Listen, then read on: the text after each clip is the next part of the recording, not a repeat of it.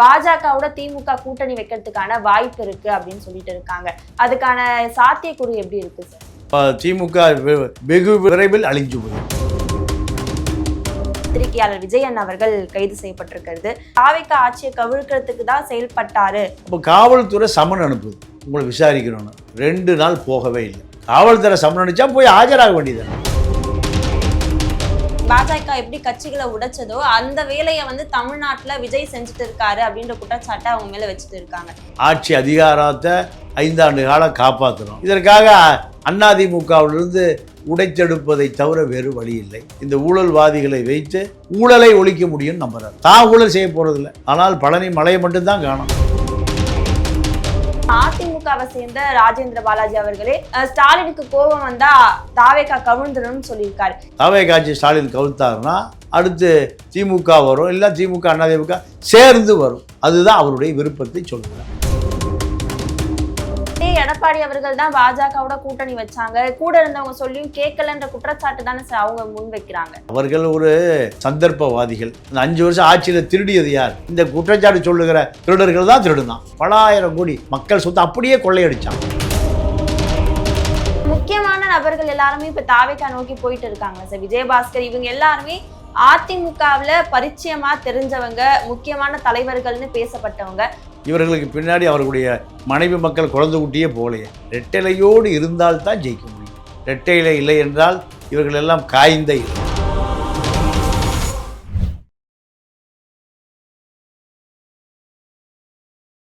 நேயர்களுக்கு வணக்கம். இன்றைய நேர்காணலில் நம்மோடு இணைந்திருக்கிறார் அரசியல் விமர்சகர் தமிழா பாண்டியன் அவர்கள்.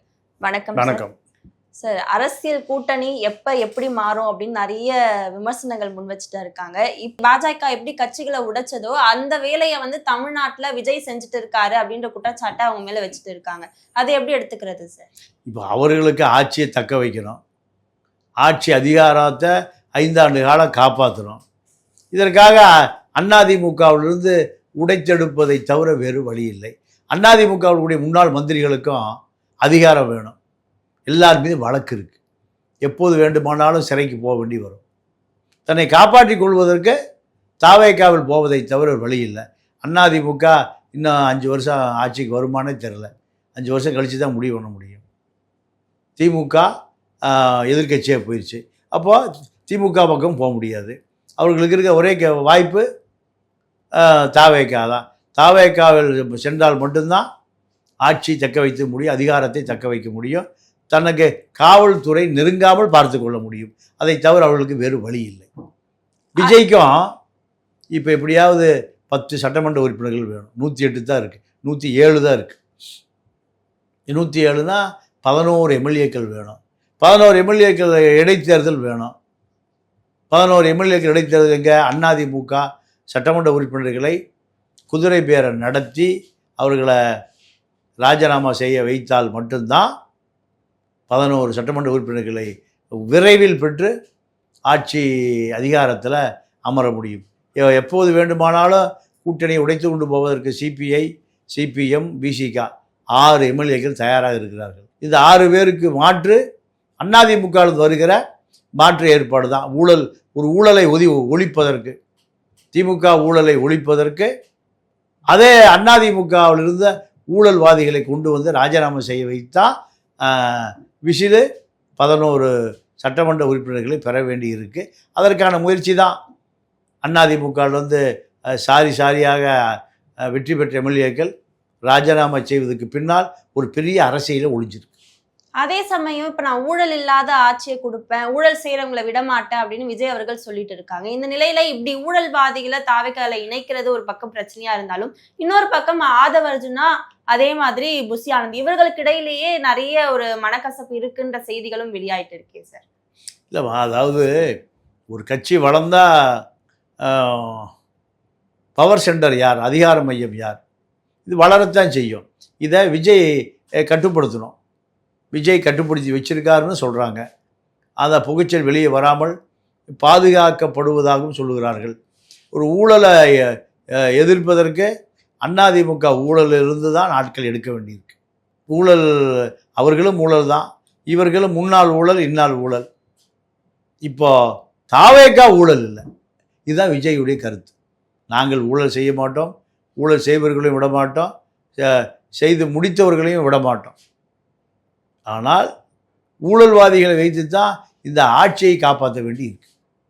ஊழல்வாதிகள் தான் ராஜினாமா செய்தால்தான் அதில் அந்த தொகுதியில் விசல் வெற்றி பெற முடியும். அப்போ இவர்களை விட்டால் வேறு நாதி இல்லை.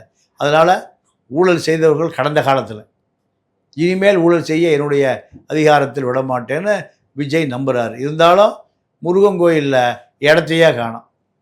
இது எல்லாமே தாவேக்கா மேல வைக்கிற ஒரு கடுமையான ஒரு விமர்சனங்கள். இது மக்கள் பார்வையில தவறாதானே போகும். ஸோ ஏன்னா ஒரு ஊழல் இல்லாத ஆட்சியை விஜய் அவர்கள் கொடுப்பாருன்ற ஒரு நம்பிக்கையில ஒரு மாற்றத்தை ஏற்படுத்தி இருக்காங்க. ஆனா தொடர்ந்து இந்த பழனி கோவில் விஷயமா இருக்கட்டும், லாக்அப் டெத்தா இருக்கட்டும், இது எல்லாமே தாவேக்கா ஆட்சிக்கு மறுபடியும் ஒரு சறுக்கலை கொடுக்குற ஒரு விஷயமா தானே பார்க்கப்படுது. இல்லை, தாவேக்காவை பொறுத்த வரைக்கும் 5 ஆண்டு காலம் ஆட்சி எப்படியாவது மீட்டெடுத்து விடலாம். இந்த ஆட்சி திமுக அதிமுகவுக்கு இணையான ஊழல் இல்லை. ஊழல் நடக்க ஆரம்பிச்சிருக்கு, உண்மைதான். இந்த ஊழலை தடுத்து நிறுத்த முடியும், ஊழல் எதிர்காலத்தில் வராமல் பார்த்து கொள்ள முடியும். இதுதான் இப்போ விஜய்க்கு இருக்கிற தலைக்கு மேல் இருக்கிற ஒரு கத்தி. இந்த ஊழல் அரசியல்வாதிகளை ராஜினாமா செய்ய சொல்லாமல் விட்டால் இந்த ஆட்சி எப்போ வேணால் கவுந்து போகும்.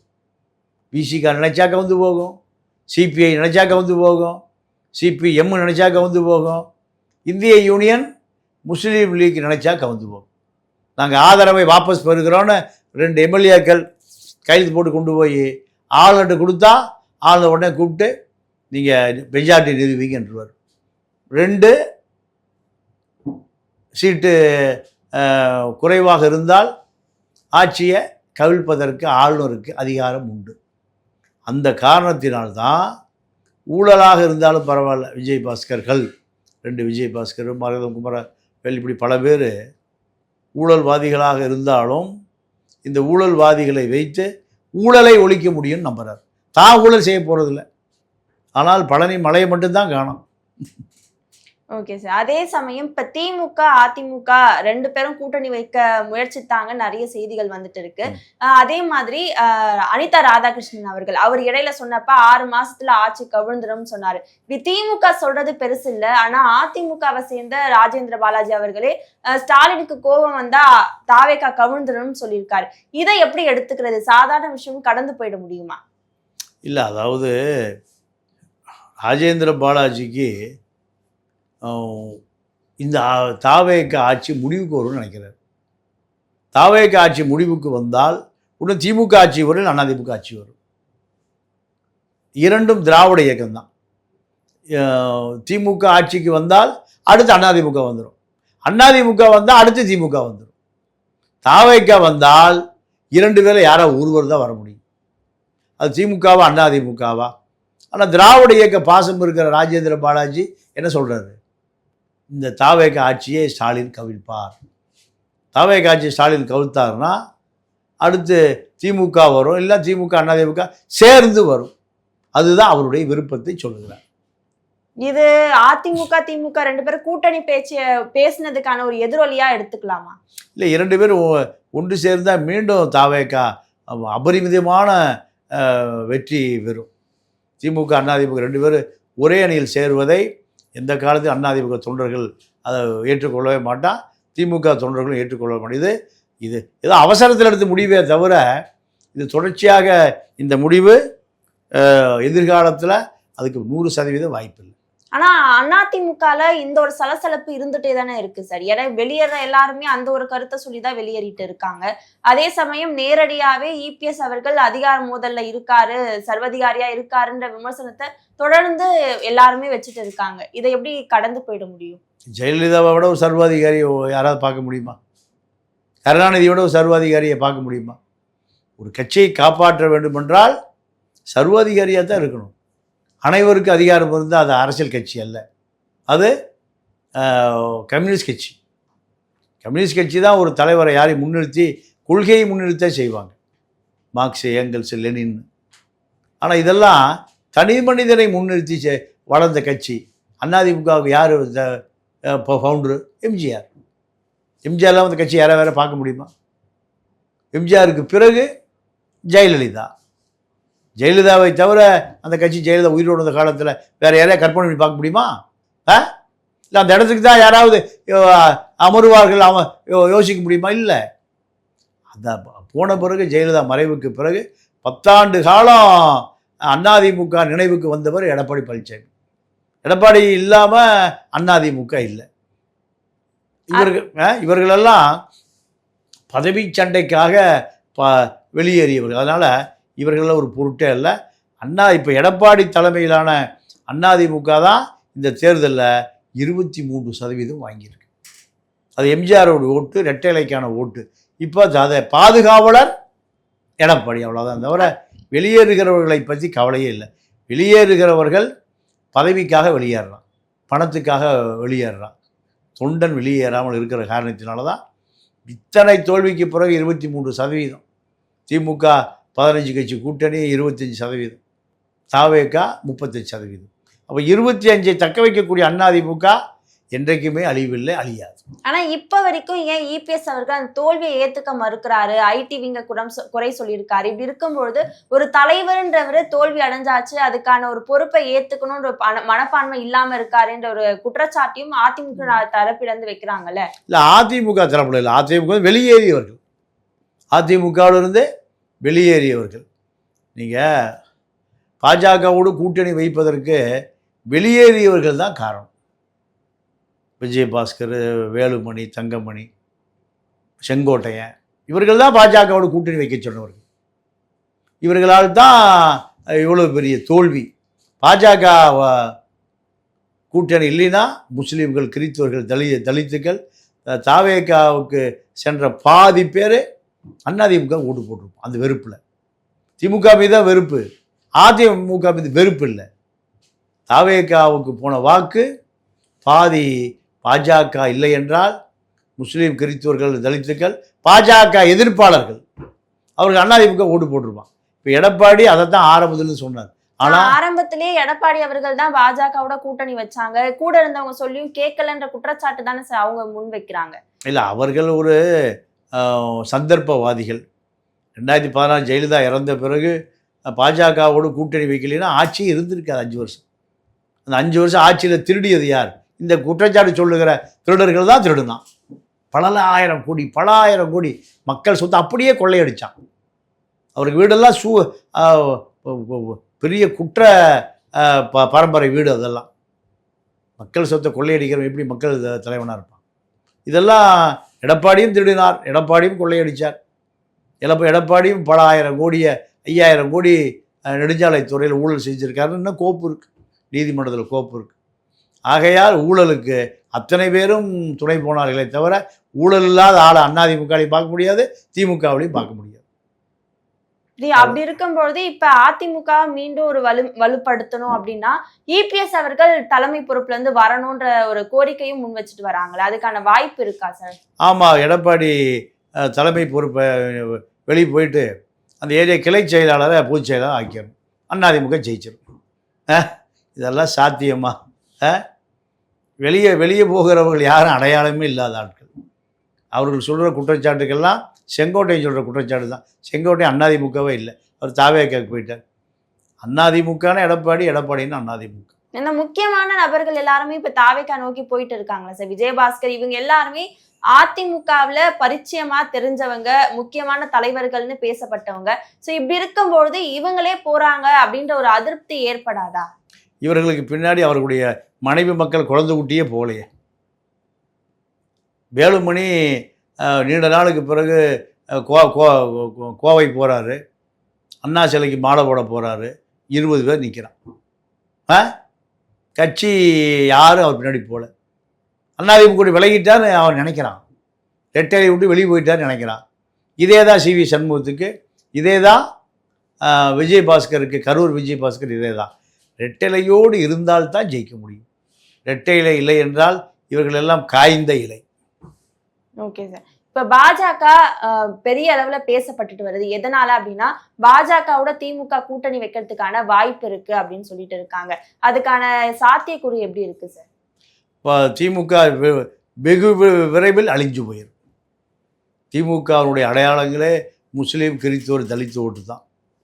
பாஜகவை சேர்த்தால் நிரந்தரமா அந்த வாக்கு வராது. திமுக நிரந்தரமா ஒளிஞ்சு போயிடும். இது அவங்களுக்கு தெரியாதா? ஏன்னா அதிமுக மேல இருக்கிற முக்கிய விமர்சனமே பாஜகவோட கூட்டணி வச்சது அப்படின்னு. அப்படி இருக்கும்போது திமுக எப்படி வைப்பாங்கன்னு ஒரு கேள்வி இருக்குல்ல. திமுக வைப்பான்னு யார் சொன்னா? ஸ்டாலின் சொன்னாரா? வதந்திகளுக்கெல்லாம் செய்தியா மாறும். அது வதந்தி தான். வதந்தி வேறு, செய்தி வேறு. வெளியில் இருப்பவர்கள் சொல்லுகிறார்களே தவிர ஸ்டாலின் எந்த காலத்திலையும் கட்சி தற்கொலையே செய்து கொள்ள விரும்ப மாட்டார். அதெல்லாம் வாய்ப்பே இல்லை.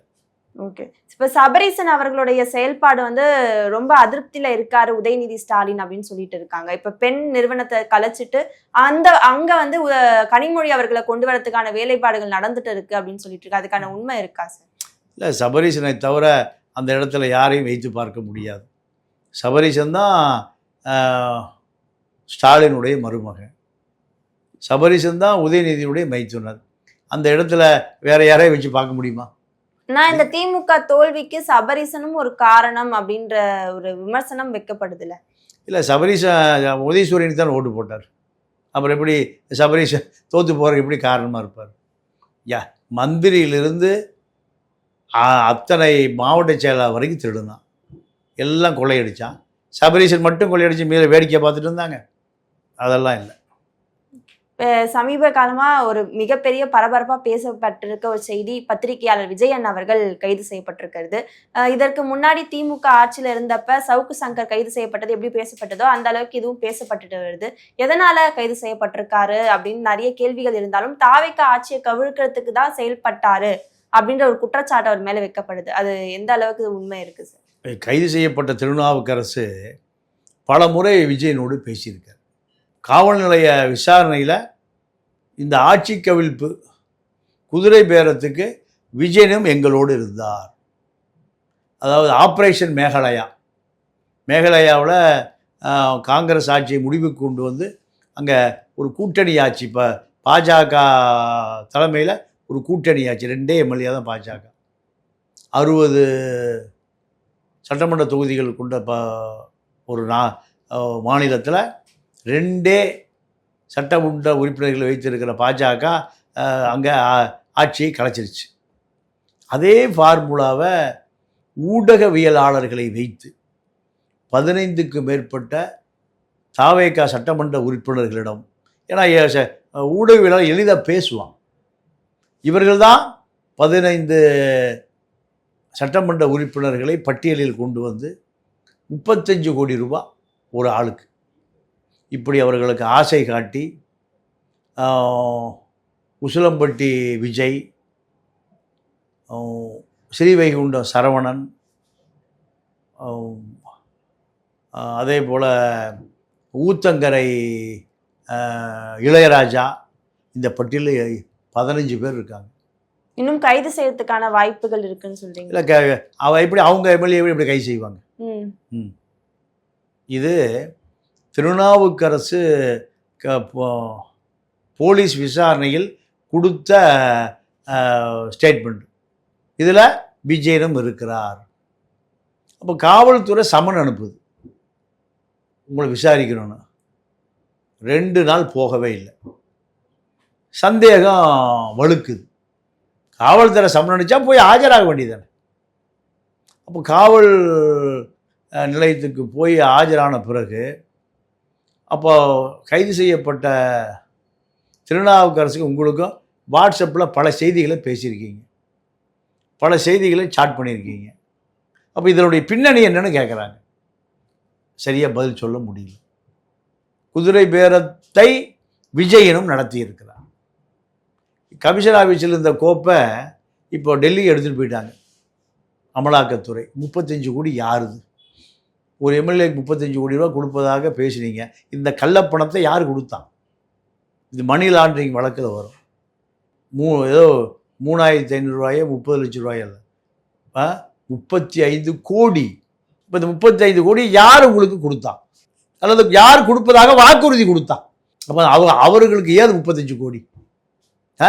இப்படி பல விசாரணைகள் விஜயனை சுற்றியே வருது. விஜயனால் பதில் சொல்ல முடியல. திருநாவுக்கரசு ஜெயிலில் இருக்கார். மதுரையை சேர்ந்த திமுக கணேசன் கைது செய்யப்பட்டிருக்கார். அவரும் விஜயனை கை நிட்டுறாரு. இப்போ விஜயனை கைது செய்வதற்கு தற்காலிகமாக இந்த அரசு தள்ளி வைத்திருக்கிறது. ஊடகவியலா பத்திரிகைகள் எல்லாம் ஒன்று கூடி விஜயனை பொய் வழக்கு போடாதே. திமுக கனிமொழி உட்பட எல்லாருமே கண்டனம் தெரிவிச்சிருக்காங்க. இப்போ இந்த ஊடகவியலாளர்கள் தான் பல நேரங்களில் தரகர்களாக செயல்பட்டிருக்காங்க. ஊடகவியலாளர் தான் எம்எல்ஏவை எளிதில் தொடர்பு கொள்ள முடியும்.